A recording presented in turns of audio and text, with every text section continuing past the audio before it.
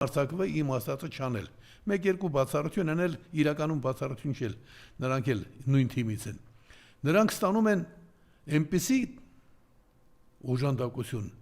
աղքատների հաշվին, որ աներևակայելի է պատկերացնել որևէ աշխարհի որևէ սոցիալական պետության մեջ։ Իհարկե կան բացահայտումներ, այդ բացահայտումներից մեկը հետևյալն է, ասում է, եթե քեզ 1 միլիոն, եթե քեզ տալիս են 3 միլիոն դրամ,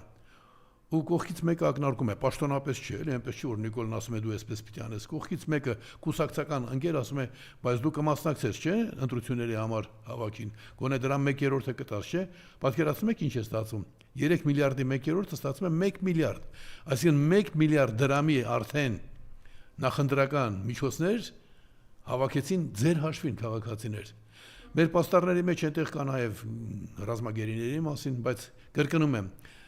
դրանք ոչ թե Ալիևի ռազմագերիներն են, պատանդներն են, այլ Նիկոլ Փաշինյանի։